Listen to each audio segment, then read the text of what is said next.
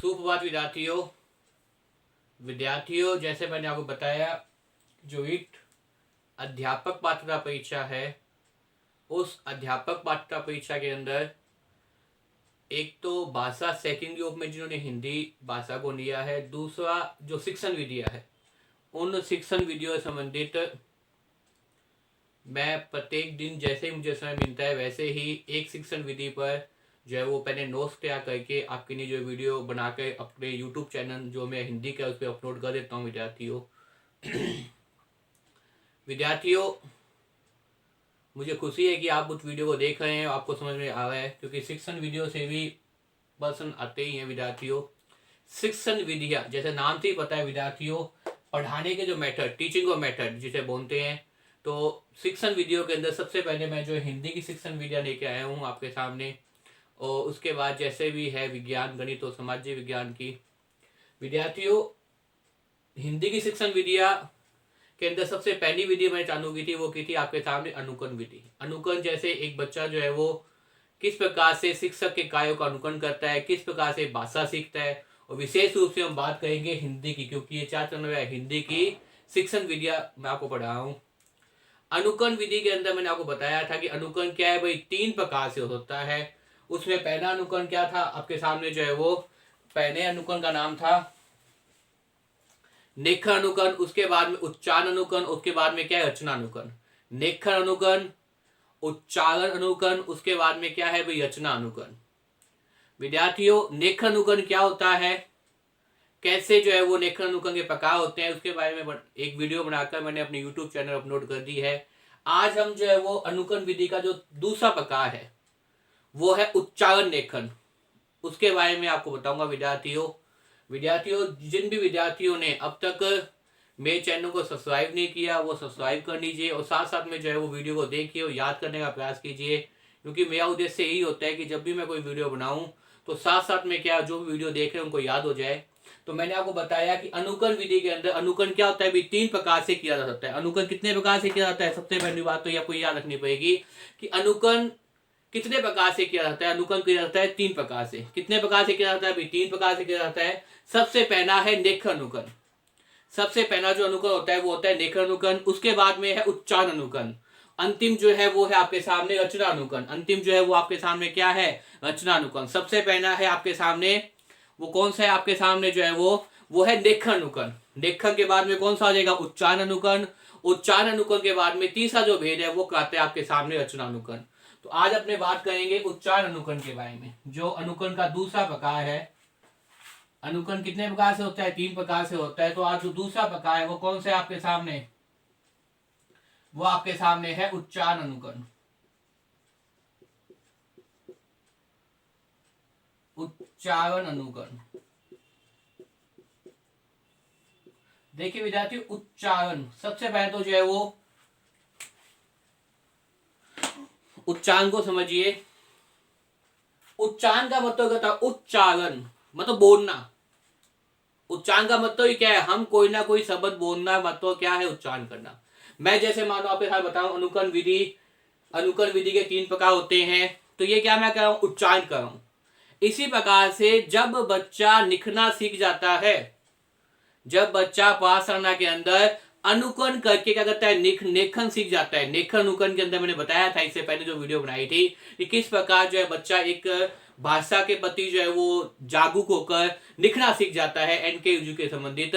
जब बच्चा लिखना सीख जाता है उसके बाद में वो क्या करता है, उच्चारण करने का भी प्रयास करता है, बोलने का भी प्रयास करता है, बोलने का भी अभ्यास करता है उस भाषा को। जैसे विशेष रूप से बात करें तो हिंदी की बात करें, क्योंकि जब वो लेखन करना में निपुण हो गया उसके बाद वो क्या प्रयास करता है कि मैं उन शब्दों को बोलूंगी, जो मैं लिख रहा हूं उसे कहीं ना कहीं बोलने का प्रयास, बोलने का अभ्यास भी कौन करता है, वो विद्यार्थी करता है उस समय।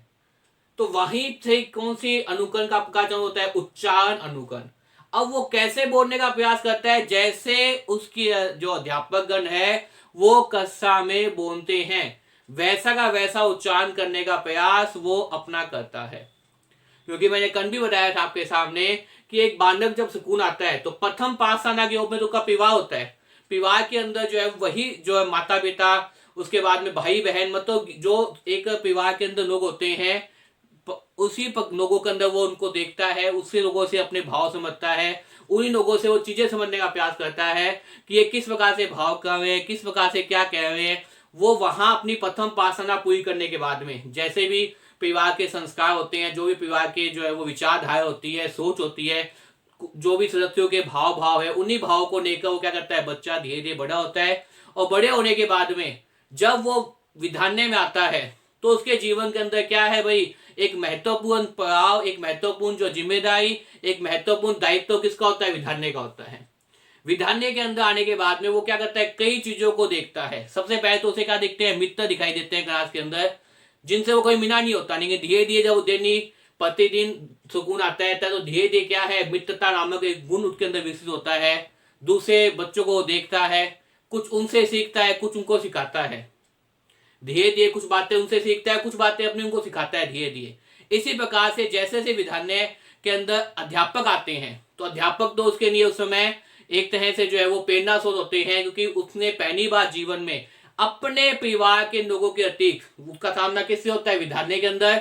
विधान्य में कर्मचारी भी होते हैं, विधान्य के अंदर जो है वो आपके साथ चपरासी भी होते हैं, एक हेडमास्टर भी होता है, एक बाकी टीचर भी होते हैं, और बच्चे भी होते हैं, उसके विद्यार्थी जो क्लास में होते हैं, उन सब से क्या करा जाता है, वो एक तरह से मुलाकात होती है। और धीरे धीरे, क्योंकि विधान्य के अंदर कई अध्यापकगण उनकी क्लास लगाने के आते हैं, सबसे पहले जो है कुछ अनजान लोगों से मिलता है, लेकिन धीरे धीरे दैनिक दिन प्रतिदिन वो विधान्य आता रहता है और कुछ ना कुछ अपने अध्यापकों से वो लेता रहता है। और जब वो अध्यापकों से कोई ना कोई शिक्षा ग्रहण करता रहता है, तब वो क्या करता है, लिखने के बाद में उच्चारण करने का अभ्यास करता है। तो वही क्या कहता है आपके सामने, उच्चारण अनुकरण। वही क्या कहता है विद्यार्थी, उच्चारण अनुकरण। क्योंकि जैसे जैसे अध्यापक उन्हें पढ़ाते रहते हैं, वैसा वैसा उच्चारण करने का प्रयास करता है। कई स्कूलों के अंदर तो ये भी होता है, जो पूर्व प्राथमिक कक्षाएं होती है उसके अंदर जो अंतिम कनास होता है, अंतिम जो घंटा होता है, अंतिम जो पीरियड होता है, उसके अंदर प्रत्येक दिन कोई ना कोई एक बालक क्या करता है, हिंदी का क्या करता है, कोई ना कोई एक पाठ, कोई ना कोई एक उपन्यास, निबंध, एक पेज, एक पद उसको पढ़ता है, उसका उच्चारण करता है, और बाकी बच्चे क्या करते हैं, उसको सुनते हैं बैठ के। ये कई विधान्यों के अंदर अंतिम जो पीरियड होता है, अंतिम जो घंटा बोलते हैं, उस समय ये क्रियाविधि होती है, ताकि बच्चा क्या कर पाए, उच्चारण को ढंग से कर पाए। तो इस चीज को सीखने का प्रयास, बच्चा जब उच्चारण करने का प्रयास करता है, उच्चारण के अंदर निपुण होने का दायित्व तो अपने ऊपर लेता है, तो वही वास्तव में क्या कहता है, उच्चारण अनुकरण कहता है। क्या कहता है विद्यार्थी, उच्चारण अनुकरण। देखिए, जब एक बालक को लिखना आ जाता है, जब एक बालक को लिखना आ जाता है, तो उसकी अग्नि आवश्यकता होती है लिखी हुई विषय वस्तु को बोलने की, लिखी हुई विषय वस्तु को बोलने की या उच्चारित करने की, लिखी हुई विषय वस्तु को बोलने की या क्या करने की भाई, आपके सामने उच्चारित करने की। इसके लिए शिक्षक स्वयं उच्चारण करता है। इसके लिए क्या करता है भाई, शिक्षक सबसे पहले क्या करता है, खुद उच्चारण करता है। सबसे पहले ऐसे नहीं कि जाते विद्यार्थियों को बुक दे दी कि आप पढ़ लो, नहीं। छोटे जो क्लासें होती है उसके अंदर टीचर जो है वो खुद उच्चारित करता है। वो आपने देखा होगा कई बार क्लासों के अंदर ऐसा भी होता है कि जब टीचर बोलता है, अध्यापक बोलता है, उसके पीछे क्या बोलते हैं, उसके विद्यार्थी बोलते हैं, वैसा वैसा उच्चारित करने का प्रयास करते हैं। तो उसमें क्या क्षमता विकसित होती है, विद्यार्थियों जो विद्यार्थी हैं क्लास के अंदर, उनमें क्या होता है, उनमें उच्चारित क्षमता विकसित करने का दायित्व तो अध्यापक भी होता है। इसलिए अध्यापक क्या करता है, समय उच्चारित करते हैं सबसे पहले, और अपने उच्चारित करने के बाद में वो कहता है विद्यार्थियों आप भी मेरे साथ बोलिए, आप भी मेरा अनुकरण कीजिए। वो जब ये बोलता है कि आप भी मेरे साथ बोलिए, इसका दायित्व ये होता है कि आप भी क्या करो, मेरे को देखो, मेरे को समझो, मेरा जैसा अनुकरण अपने मुखमंडल पर लेके आओ, वैसे ही बोलने का प्रयास करो। वही क्या होता है, उच्चारण अनुकरण होता है। तो शिक्षक, उसकी अग्नि अवस्था होती है लिखित हुई विषय वस्तु को बोलने की, उच्चारित करने की। इसके लिए शिक्षक सबसे पहले समय उच्चारण करता है, फिर बालक उसके साथ साथ उच्चारण करने लगते हैं। बहुत ही महत्वपूर्ण लाइन।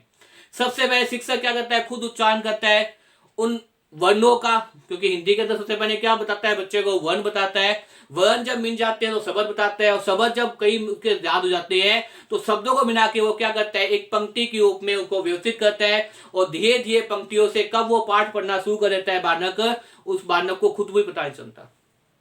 सबसे पहले वो वर्ण सीखता है कि वर्ण को कैसे बोला जाता है। जो वर्णमाला है उसमें जितने ही वर्ण है, क्योंकि अध्यापक बोलता है साथ साथ में बालक क्या करता है, उसके पीछे पीछे उसका उच्चारण का अनुकरण करता है, पीछे पीछे बोलता है। तो कैसे कैसे धीरे धीरे वो क्या करता है, सबसे पहले तो वर्णों को बोलना सीखता है। जब अध्यापक को लगता है कि एक छात्र ने या क्लास के सभी छात्रों ने क्या किया है भाई, वर्णों को सीख लिया है बोलना, वर्णों को उच्चारण करना उनमें आ गया है, तब वो क्या करता है, उन वर्णों को संयुक्त करके वो क्या कर देता है भाई, वर्णों को मिलाकर किसका निर्माण करता है भाई, आपके सामने शब्द का निर्माण करता है। और धीरे धीरे उन बच्चों को शब्दों का अभ्यास करता है। धीरे धीरे उन बच्चों का कहता है कि आप क्या उच्चारित करो भाई, शब्द का उच्चारण करो।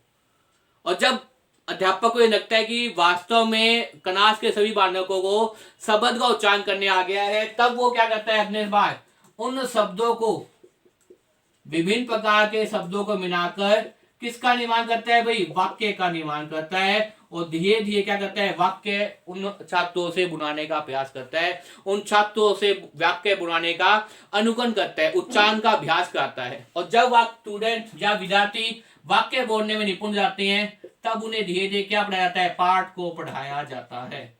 और विद्यार्थी क्या करते हैं, छात्र जो होते हैं, धीरे धीरे क्या करते हैं भाई, उस पाठ को पढ़ना भी धीरे धीरे सीख जाते हैं।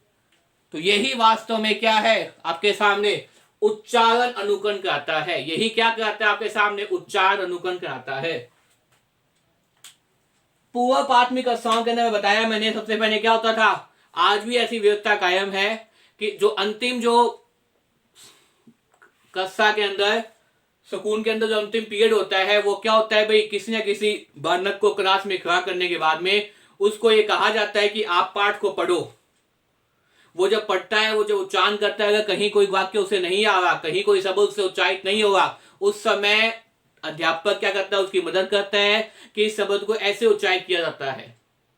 और बाकी जो क्लास के स्टूडेंट है, बाकी जो कक्षा छात्र है, वो उसे सुनते हैं। इस प्रकार से क्या है, क्लास के प्रत्येक विद्यार्थी का एक न एक दिन नंबर आता है, और वो क्या कर जाता है, शब्दों को उच्चारण करने के साथ साथ पाठ पढ़ना सीख जाता है। अगर बात करें हम अंग्रेजी भाषा की, ये तो हिंदी भाषा की बात की है कि हिंदी भाषा के अंदर कैसे बालक क्या है, पाठ को पढ़ना सीख जाता है। अगर हम बात करें अंग्रेजी भाषा के अंदर,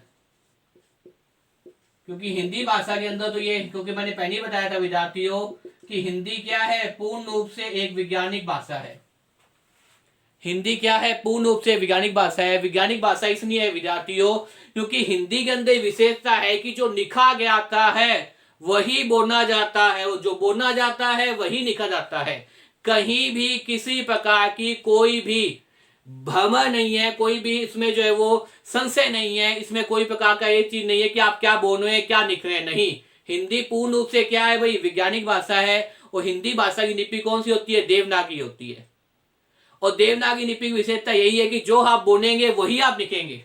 चाहे आपको मैं बोल रहा हूं तो आप भी वही चीज लिखेंगे, संसार के किसी भी कोने चले जाएं, हिंदी वैसी वैसी रहेगी, जो बोलना जाता है वही